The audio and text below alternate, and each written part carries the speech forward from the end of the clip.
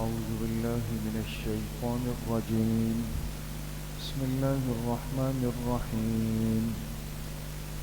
وما اختلفتم فيه من شيء فحكمه إلى الله ذلكم الله ربي عليه توكلت وإليه أنيب. فاطر السماوات والأرض جعل لكم من أنفسكم أزواجا ومن الأنعام أزواجا يذرؤكم فيه ليس كمثله شيء وهو السميع البصير. له مقاليد السماوات والأرض يبسط الرزق لمن يشاء ويقدر إنه بكل شيء عليم. صدق الله العظيم.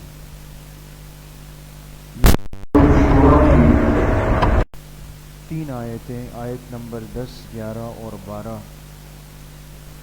آپ حضرات کے سامنے تلاوت کی گئی ہے۔ پچھلی آیات میں تذکرہ گزرا ہے، اللہ پاک نے مشرکین مکہ اور منکرین کے ایک بے ڈھنگے سے اعتراض کو ذکر فرمایا اور اس کا جواب دیا۔ اعتراض ان کا یہ تھا کہ آپ دعویٰ کرتے ہیں کہ آپ پر وحی اترتی ہے، آسمانی کتاب، اور وہ عربی زبان میں آ رہی ہے۔ اب ہماری زبان بھی عربی ہے، قرآن کی زبان بھی عربی ہے، تو اس میں کیا کمال ہو گیا؟ یعنی یہ ان کی ایک نادانی پر مبنی سوال کو آپ غور کریں کہ ہماری زبان بھی عربی اور قرآن کی زبان بھی عربی، تو اس میں تو کوئی کمال نہیں ہے۔ تو اچھا بھائی، کمال کس صورت میں ہوتا؟ کمال تو یہ تھا کہ کسی اور زبان میں قرآن اترتا۔ تو اللہ پاک نے اس کا جواب دیا کہ ہم آسمانی کتابوں کو اس لیے اتارتے ہیں تاکہ اس کے ذریعے سے لوگوں کو ہدایت کا پیغام دے سکے، آخرت کے دن سے ڈرا سکے۔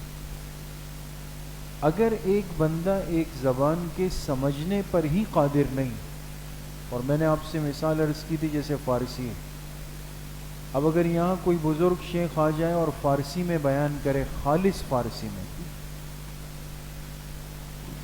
آپ میں سے شاید کسی کو آتی ہو، مجھے علم نہیں، لیکن ہمیں نہیں آتی چند حروف کے علاوہ، چاہے وہ کتنا ہی علمی اور قیمتی بیان ہو، اصلاح سے بھرا ہوا ہو، لیکن آپ بتائیں کہ زبان سے ناواقف ہونے کی وجہ سے ہم اس بیان سے فائدہ حاصل کر سکتے؟ نہیں کر سکتے۔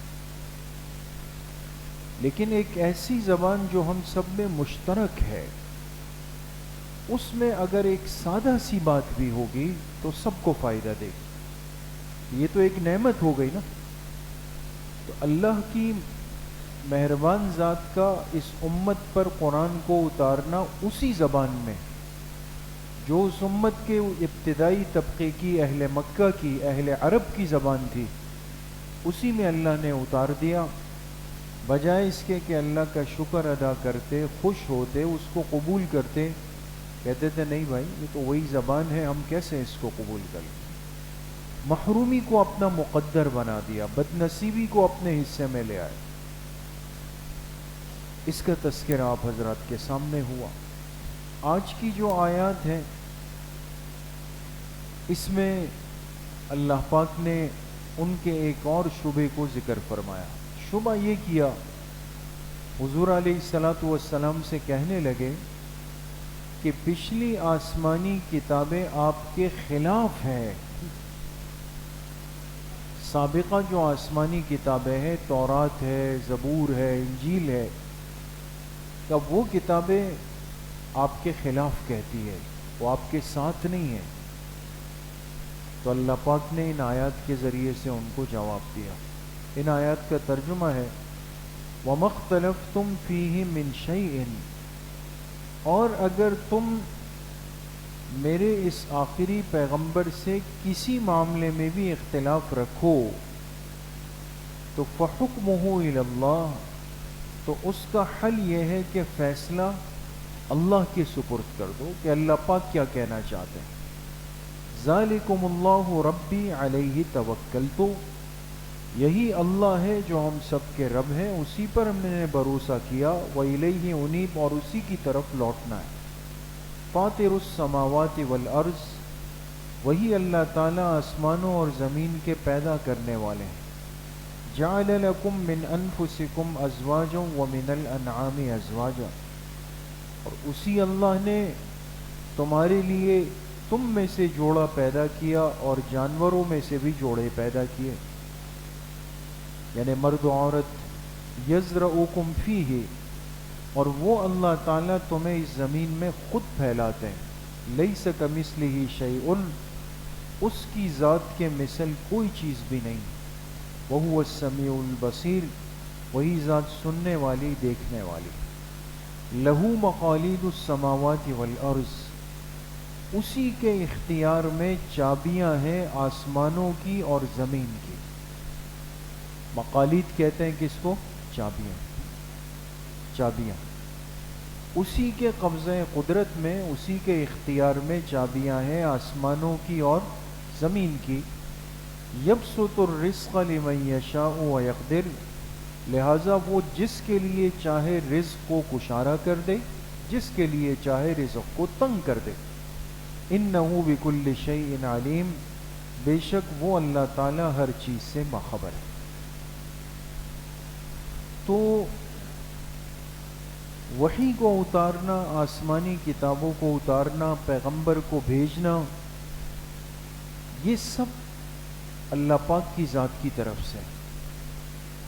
اگر ایک بندہ وحی پر اعتراض کرے، اللہ کی کتاب پر اعتراض کرے اور اللہ کے پیغمبر پر اعتراض کرے، تو حقیقت کی آنکھ سے اگر دیکھا جائے تو یہ کس کے مقابلے میں آ رہا ہے؟ جی اللہ کے مقابلے میں آ رہا ہے نا. اس لیے کہ وحی بھیجنا، کتاب بھیجنا، پیغمبر بھیجنا، یہ تو اللہ کے حکم سے.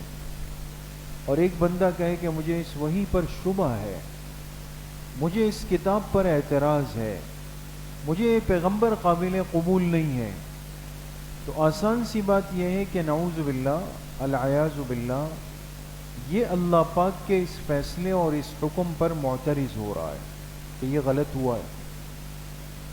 تو اللہ پاک نے فرمایا اگر تمہیں کسی بات میں اختلاف ہے تو اس کا فیصلہ تم خود نہیں کر سکتے. فحکمہ الی اللہ، اس فیصلے کو سپرد کرو گے کس کے؟ اللہ کی ذات کے. اس کو اللہ کی ذات کے سپرد کر دو. اگر کوئی شخص دین کے معاملے میں غلط دعویٰ کر دے، غلط بات کہہ دے، تو یہ بات سمجھ لینی چاہیے دوستوں کہ ایسے شخص کو افراد تو مل سکتے ہیں، تعداد مل سکتی ہے، لیکن قبولیت عامہ اس کو کبھی نہیں مل سکتی. آپ دیکھیں نا اس ہماری اس دنیا میں، اس زندگی میں کیسے عجیب و غریب اوٹ پٹانگ لوگ بھی پیدا ہوئے. نعوذ باللہ کسی نے کھڑے ہو کر نبی ہونے کا دعویٰ کیا، کسی نے حضرت مہدی ہونے کا دعویٰ کیا، کسی نے مسیح موعود حضرت عیسیٰ علیہ السلام جو قیامت سے پہلے تشریف لائیں گے اس کے ہونے کا دعویٰ کیا. بہت کچھ ہوا. اور آپ حیران ہوں گے کہ ایسے ہر دعویٰ کرنے والے کو اس پڑھی لکھی دنیا میں بھی لوگ ملے. آج دنیا کہتی ہے بھئی ہم بہت ایڈوانس ہو گئے، روشن خیال ہو گئے، سب کچھ ہو گئے، لیکن اس کے باوجود بھی آپ دیکھیں کہ مرزا غلام قادیانی کو لوگ ملے. اور عام لوگ کی بات نہیں کرتا ہوں دوستوں کہ کوئی اس کو ان پڑھ، اجٹ، جاہل، گنوار قسم کے لوگ ملے، پڑھے لکھے لوگ ملے، عہدوں پر بیٹھے ہوئے لوگ ملے. اور انہوں نے نعوذ باللہ یہ کہا کہ واقعی یہ مرزا جو جسمانی اعتبار سے بھی، ذہنی اعتبار سے بھی ایک نارمل بندہ نہیں تھا، عقل جس کو نہیں مانتی، انہوں نے کہا نہیں یہ بھی نبی ہے، نعوذ باللہ. یعنی آپ اندازہ لگائیں نا، اس کو بھی بندے مل گئے. اس طرح آپ دیکھتے چلے جائیں دوستو، دیکھتے چلے جائیں اس طرح. تو یہ تو دنیا کا نظام ہے کہ کوئی نہ کوئی دعویٰ ہر زمانے کے اندر ہوتا رہتا ہے، اور خود اللہ کے پاک پیغمبر علیہ الصلاۃ والسلام کی پیشن گوئی ہے کہ میرے بعد قیامت سے پہلے 30 جھوٹے کذاب دجال پیدا ہوں گے. سلاسون دجالون کذابون، 30 ایسے بندے اٹھیں گے جو دجال ہوں گے.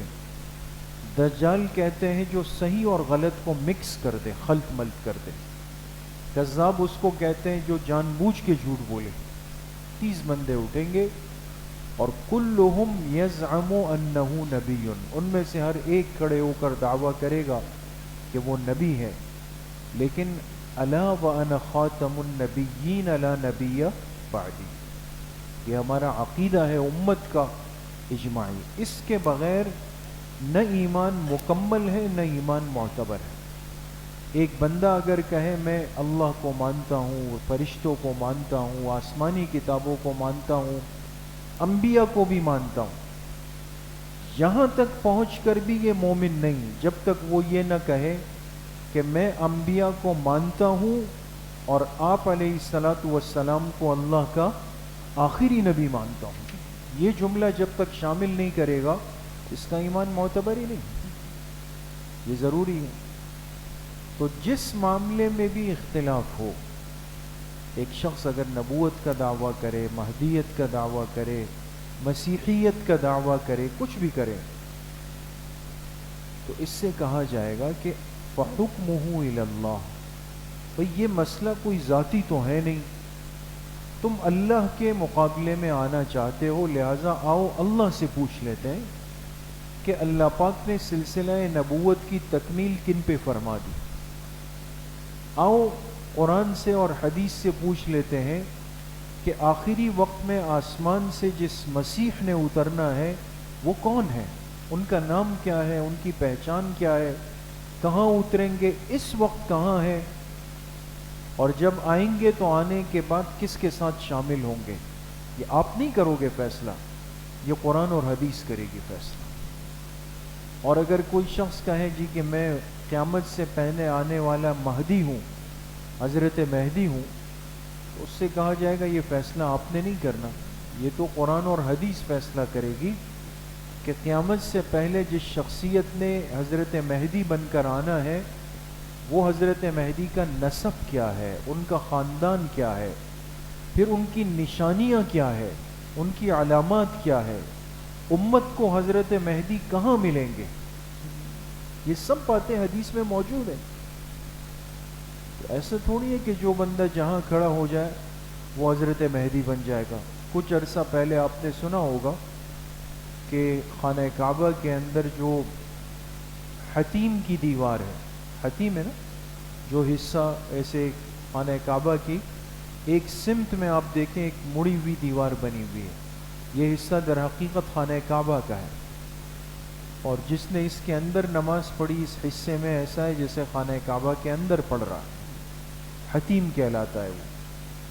تو ایک شخص دوران طواف اس حتیم کی دیوار پہ چڑھ گیا اور اس نے کھڑے ہو کر کے چیخنا شروع کیا کہ میں مہدی ہوں اور میں آ گیا ہوں.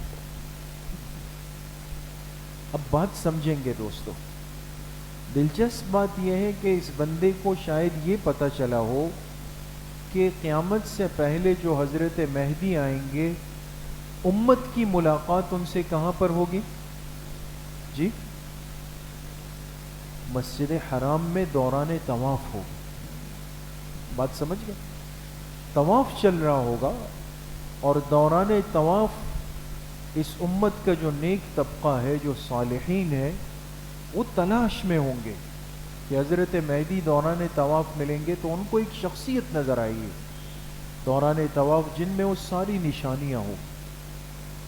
تو وہ آ کے طواف کے بعد حضرت کو ہاتھ سے پکڑیں گے اور ان سے پوچھیں گے کیا آپ حضرت مہدی ہیں؟ تو حدیث پاک میں الفاظ ہے کہ شروع میں یہ اپنے ذات کے تعارف سے اپنے آپ کو بچائیں گے اور کہیں گے، یہ تو بول نہیں سکتے نا، صاف بول دے کہ میں نہیں ہوں، یہ تو جھوٹ ہو گیا نا. تو حدیث میں الفاظ ہیں کہ یہ کہیں گے ان سے کہ تمہارا جو مطلوب ہے شاید وہ کوئی اور ہوگا، تم اس کو تلاش کر لو.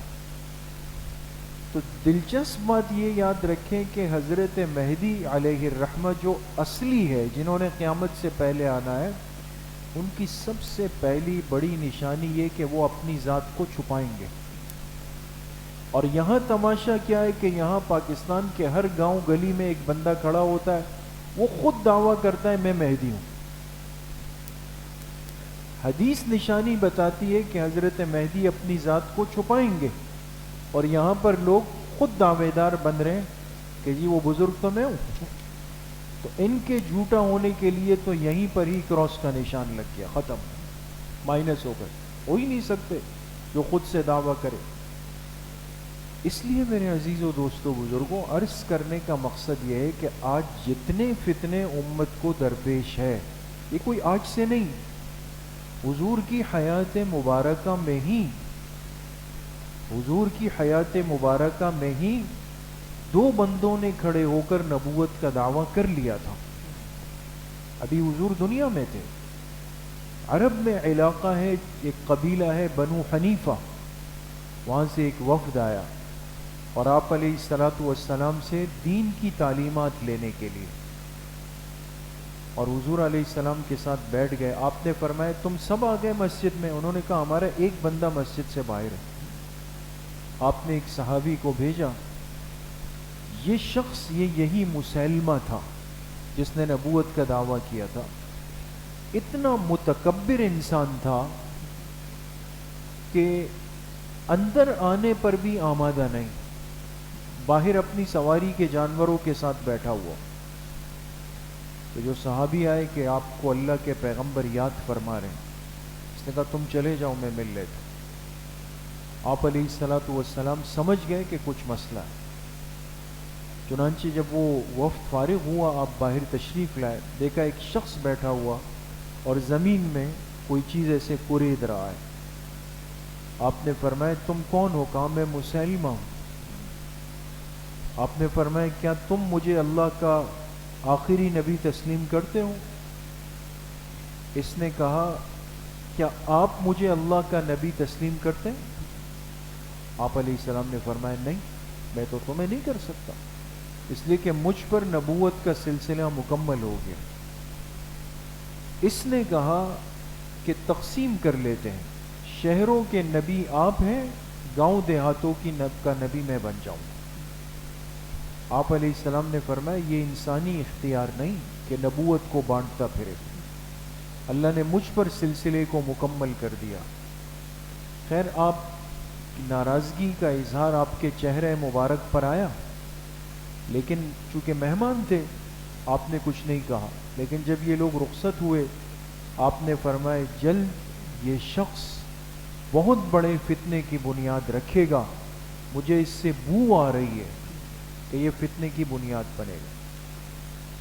تو اس نے واپس جا کر اپنی نبوت کا دعویٰ کیا. پھر وہ قصہ ہے حضرت ابوبکر صدیق رضی اللہ عنہ کے دور خلافت میں لشکر نے جا کر اس کو ختم کیا. دوسرا شخص جس نے دعوی نبوت کیا حضور کی حیات میں، اس کا نام کیا تھا؟ اسود عنسی. اسود عنسی، اس بدبخت نے بھی حضور کی حیات ہی میں دعویٰ کیا. تو عرض کرنے کا مقصد یہ کہ حضور کی حیات میں نبوت کے دعوے دار اٹھے، صحابہ کی موجودگی میں خلافت کے انکار کرنے والے اٹھے. یہ سب چیزیں تو ہیں، چلتی رہیں گی قیامت تک. لیکن ہماری ذمہ داری کیا ہے؟ جو سورہ شورى کی آیت نمبر 10 بتاتی ہے، فَحُكْمُهُ إِلَى اللَّهِ. ایسے معاملات کے فیصلے ہم ذاتی نہیں کریں گے، بلکہ اس کو حوالے کریں گے کس کے؟ اللہ کی ذات. قرآن، حدیث، اجماع امت، صحابہ اکرام کیا کہتے ہیں اس بارے میں؟ انہوں نے جس چیز پر فیصلہ کیا پوری امت قیامت تک اس کی تابع ہو جائے گی. بات سمجھ گئے؟ اس لیے ہر چیز سے متاثر ہونا، ہر بات سے متاثر ہونا، ہر بیان سے متاثر ہونا، ہر گیٹ اپ سے متاثر ہونا، ایک لیکچر، ایک کلپ کسی کا آ گیا اور ہمارا ایمان ڈاواڈول ہو گیا، ہلنے لگ جاتا. بھئی یہ بات کیسے کی، آج تک تو ہم نے سنی نہیں. اب آپ دیکھیں نا، رمضان آئے گا تو نئے فتنے اٹھے، تراویح پر سوال، اعتکاف پر سوال، نئی نئی چیزوں پہ سوالات، حج آئے گا اس پہ سوال، قربانی آئے گی اس پہ سوالات. یہ وقت کے ساتھ ساتھ فتنے بڑھیں گے دوستو، کم نہیں ہوں گے. لیکن ہماری ذمہ داری کیا ہے کہ ایسے فتنوں میں ہم اپنی ایک مستقل حیثیت نہیں بنائیں، بلکہ اپنے آپ کو علماء امت سے جوڑ دیں، جو فتنوں کو سمجھتے ہیں، جانتے ہیں، اس کا مقابلہ کر سکتے ہیں. اپنے ماحول کو، اپنی مجلس کو، اپنی صحبت کو، اپنے اٹھنے بیٹھنے کو ہم درست کر لیں. اللہ پاک صحیح عمل کی توفیق نصیب فرمائے. الحمدللہ رب العالمین، والصلاة والسلام علی سیدنا.